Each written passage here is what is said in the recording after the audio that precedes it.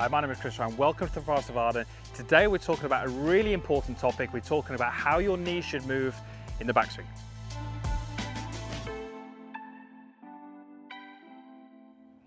So thank you for joining me here at the Forest of Arden. I'm on the par 5 17th. I've got myself around about 155, 160 yards from the green. And we're talking in this video about leg action and probably more specifically about knee action, how the knees should move in the backswing more than the downswing.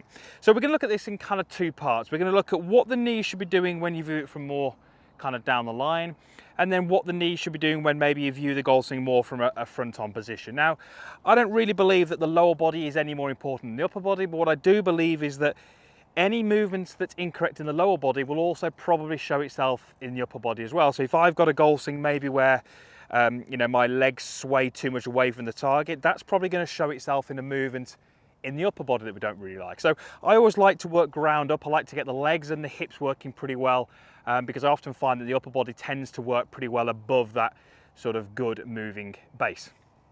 So let's take our starting position to this golf ball, and at setup we would like pretty equal knee flex in both legs. So I certainly got my knees flexed a little bit. I certainly don't want them over flexed. However, this can, depending a little bit on if you're excessively tall, we maybe need a little bit more flex, but just a nice little bit of flex in the knees. So once you've got a good starting position, what would we tend to see in the backswing? Well, in very simple terms, I would like to see the trail leg loose and flex, and the lead leg increase in flex. So if I was to show you what that would look like, I'll do this without a golf club in terms of a swing, but as I rotate back, you can see how my trail leg has lost some of its flex and my lead leg has increased in its flex.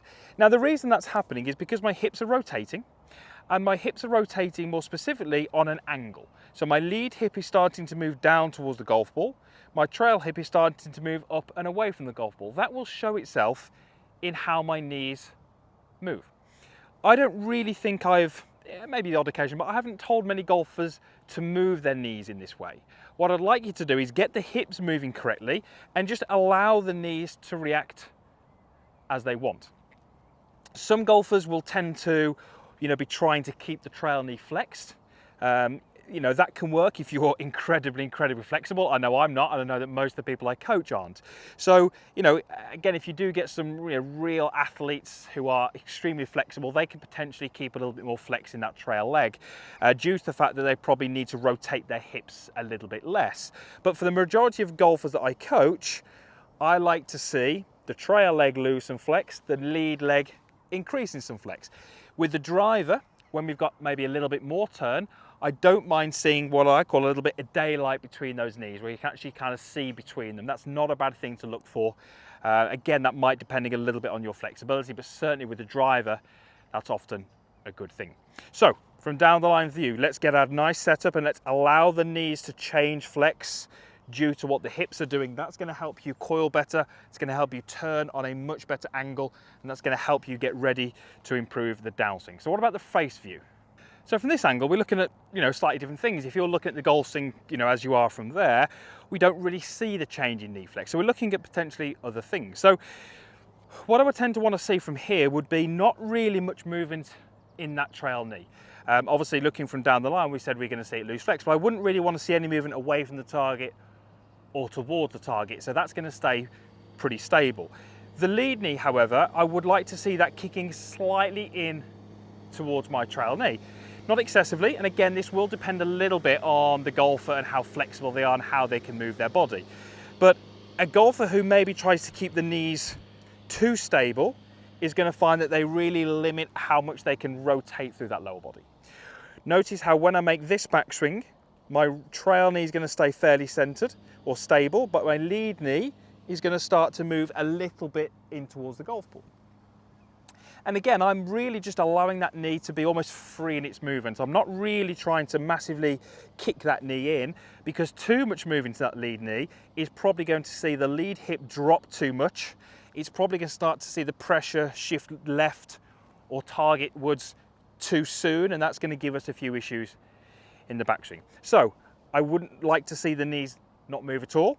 The lead knee I would like to see kick in, but I would like to see it kick in to a point where we still feel we can load some pressure under this trail side. As I say, too much in that way, we tend to see either the golfer tips towards the target too soon, or it has the effect of pushing the right knee out a little bit too much. So if we can get our knees to move better in the golf swing, we can get the knees to change flex, we can get the lead knee to work in towards the golf ball, and we can stabilize that trail side, we're going to get our base working pretty well. We can then start to coil our upper body or wind our upper body up on top of that solid base. And if we can do that, we're then going to be primed, ready to make our downswing. All too often, and you may well feel that you're in this category, I will see a golfer where, you know, maybe the knees increase in flex and the pelvis drops. That's quite common. Or maybe from this face view, the knees both slide across, or one where the lead knee has got too much movement. All these things are really going to compromise how your upper body moves. And if you're compromising both your lower body and your upper body, as you can imagine, consistency is going to be hard. We're not going to be able to strike the ball. We're not going to be able to generate as much speed as we want. So you'll tend to see some patterns across the elite golfers. They tend to move their legs very, very well. Yes, we see all different quirky movements of the club, but very rarely do we see odd or strange movements in the lower body. So let's go ahead and see if I can put those things into action on this 17th. As you can see, I've got a fairly decent sized green to aim at, but obviously, you know, a fair bit of water. So I'm going to go a little left of that flag. Certainly if I was in a competitive round, I don't think I'd be attacking that flag too much. I've got an 8 iron, it's around about 155, 160. So let's see how we get on with that knee flex.